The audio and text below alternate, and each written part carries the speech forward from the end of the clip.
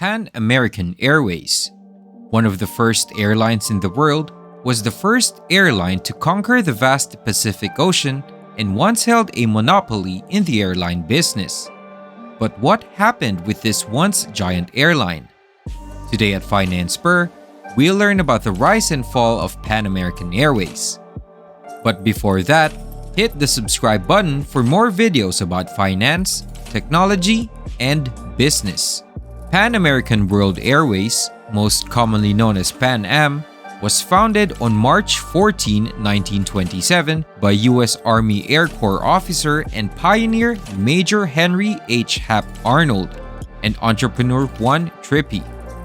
At first, Pan Am operated as a small airmail and passenger service, connecting various destinations in the Caribbean and South America. Although the young airline was struggling due to the Great Depression, it survived and achieved a significant milestone by launching the first transatlantic passenger service on May 20, 1939, using the Boeing 314 Clipper flying boat. This service connected the United States to Europe and marked the beginning of Pan Am's dominance in international air travel. It soon offered flights all over the world with the Clippers, from islands in the Caribbean to Hawaii and the Far East. World War II was also damaging the company. Just a decade after it survived the Great Depression, it was already facing a devastating war. But Pan Am soldiered on and was able to thrive during the war. They suspended air transport services and offered military transport and long-range capabilities. The airline converted many of its civilian planes into military transport aircraft, which were used to carry troops, equipment, and supplies to various theaters of war. The ability to fly long distances over the water was crucial in maintaining communication and logistical support with the European theater, especially in the early stages of the war when air travel was still a novel concept. Aside from that, Pan Am also played a humanitarian role during the war, assisting in civilian evacuations from war-torn regions. The airline helped transport refugees and displaced people to safer areas, providing much-needed aid during wartime. After the war, Pan Am was ready for the new world. With the resumption of commercial operations, Pan Am wasted no time in expanding its global network. The airline established new routes to Asia, the Middle East, and Africa, connecting continents and opening up previously inaccessible regions to international air travel. And then, the jet started to appear. In October 1958, the airline became the first to operate the new jet-powered Boeing 707, a revolutionary jet airliner that drastically reduced travel times and set the standard for modern commercial aviation today.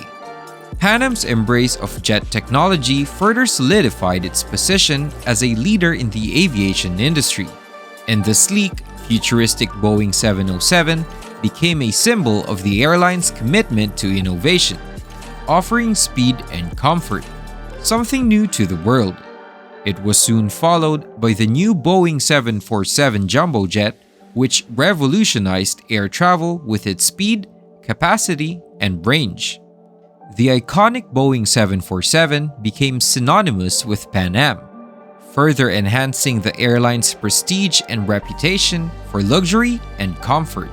Pan Am does not only offer class and luxury, but it also offers experienced commercial aviation for all. Its marketing slogan, "The world's most experienced airline," captured the airline's spirit of adventure, innovation, and global reach. Its aircraft, adorned with the iconic blue and white livery, was a symbol of quality and experience. Pan Am continued to be at the forefront of technological innovations and customer service during the 1960s to 1980s. And it was among the first airlines to introduce computerized reservation systems, making booking flights more efficient and convenient for travelers. In-flight entertainment offerings were also expanded, with the introduction of movies, music, and interactive games, further enhancing the passenger experience. But Pan Am was already experiencing a decline in air travel. One of the significant contributors to Pan Am's fall was the increasingly competitive landscape of the aviation industry. Throughout the 1970s and 1980s, the airline industry underwent deregulation, leading to the emergence of new airlines, offering competitive fares and modern fleets. These newer airlines were often more adaptable and had fewer costs than Pan Am. Another factor was the geopolitical events at that time, such as the oil crisis in the 1970s and political instability in the regions where they operated. Rising fuel prices and unpredictable geopolitical situations put immense financial strain on the airline. Financial troubles and mismanagement and accumulating debt also contributed.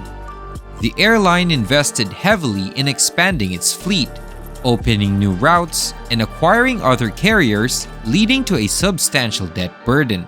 Pan Am's aggressive expansion and acquisition strategy, while initially aimed at strengthening its position in the market, ultimately strained its financial resources and made it vulnerable to economic downturns. The nail in the coffin of Pan Am was the Lockerbie bombing in Scotland. Pan Am Flight 103, a Boeing 747 flying from London Heathrow to New York's JFK Airport, was destroyed by a bomb placed in the luggage hold, resulting in the tragic loss of 270 lives, including 189 Americans. The bombing not only caused immense human suffering, but also led to a substantial decline in passenger confidence and trust in the airline's safety and security measures. The aftermath of the attack resulted in a sharp decrease in bookings and revenues for Pan Am, further straining its already precarious financial situation. It was reported that the deep-in-debt airline lost $350 million after the incident. Pan Am later declared bankruptcy 2 years later on January 8, 1991. It also sold most of its fleet to other airlines such as Delta and American Airlines. Pan Am is a clear example that nothing lasts forever. Even the once golden airline of America can fall down. But if you like video or videos about finance, technology, and business, please subscribe to our channel and click that notify bell for upcoming videos. But for now, this is Finance Burr. Have a great day.